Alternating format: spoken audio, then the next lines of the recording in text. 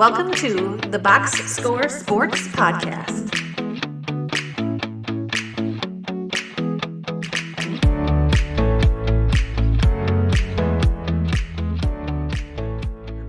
With you on that. Okay, let's do the Oklahoma City Thunder. The Thunder finished 57-25. And they got, I think, eliminated by the Mavericks in the second round last year. And so they made a bunch of offseason moves. What was your favorite move that they made? My favorite was getting Hartenstein.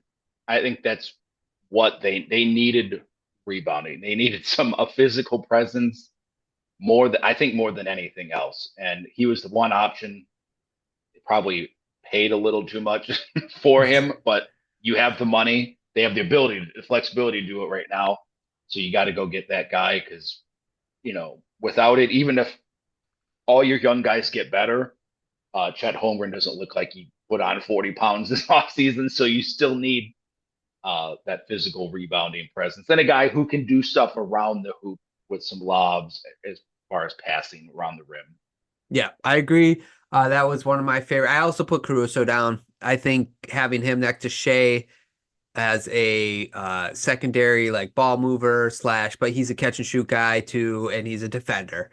And so you put that next to Shea, it's going to get your defense better. Your switchability goes up, right?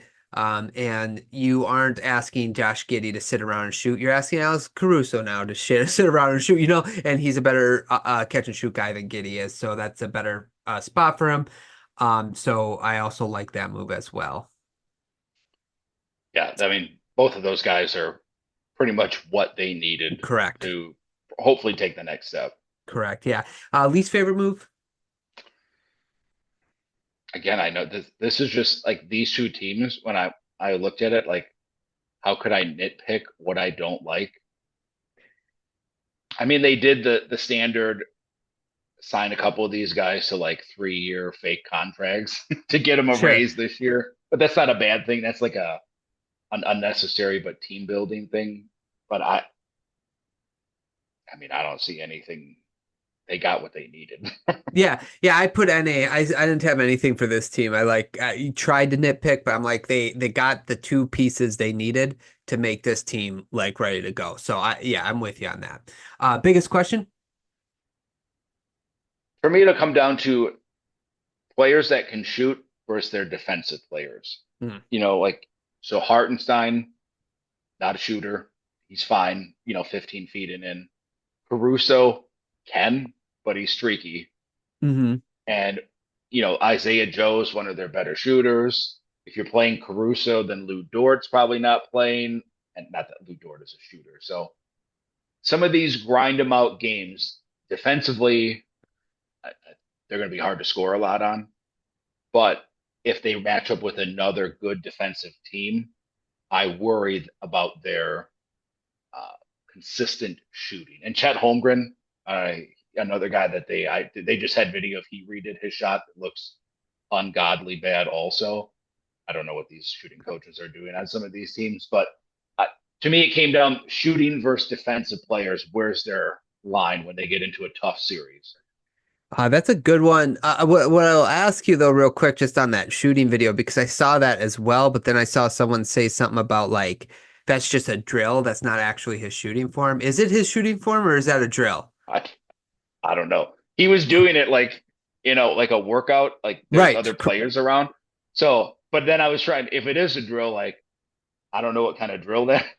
Well, that's at least better than his shooting form was fine last year. Yeah, I mean, I sent you the Mikal Bridges one. Mm-hmm. Yeah, and then they compared it same with Giannis from his rookie year. I don't know what some of these coaches do, but if it's a drill, hopefully that's not it. But I was watching it for a couple minutes, and I'm like, I don't know what drill this is that you would be like, this is how I'm going to improve my form.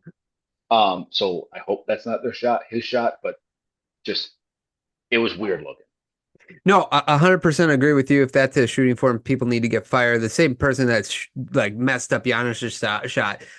I couldn't believe the video I saw of his rookie year of shooting, the smoothness of it, how there was no, it was just smooth all the way through. I'm like, why did they change his shot? And it's well, he dips. It's Steph Curry dips when he shoots. Klay Thompson dips when he shoots. It's like if it's going in, it's going in. Who cares how it goes in? I don't know, get it. Anyway, hopefully that is not what happened. So that's a good one. I do have as what my kind of biggest question is, like, I'm kind of thinking, is this the best team against Boston right now? If like you had to pick one team to match up with Boston, like mano y mano, are we putting the Thunder at the top? That was kind of my big question. I think you would have to, but I don't know if they match up great. I don't know if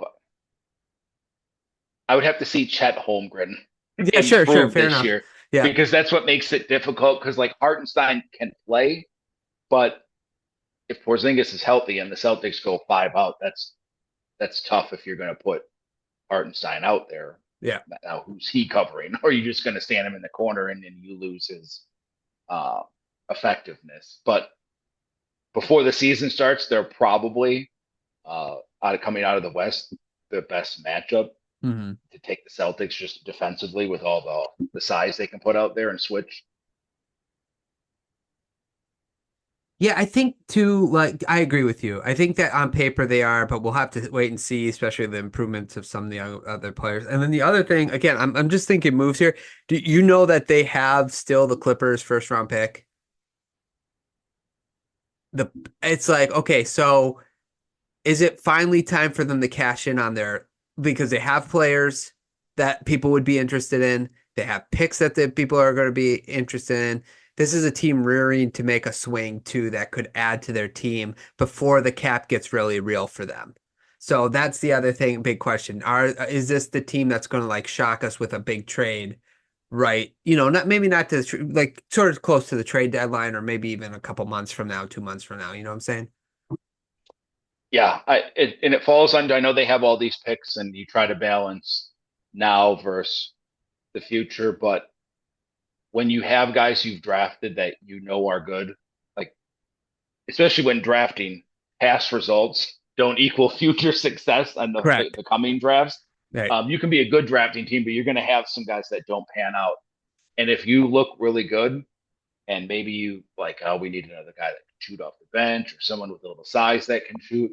I hope they don't hesitate to even overpay a little bit to do it, because as we've discussed, you think your window might be 5 years, but crazy things happen, and they're going to have to start paying these guys, and you lose some of that certainty of what you have, opposed to, yeah, we have 17 picks and pick swaps, but we don't know what that's going to be.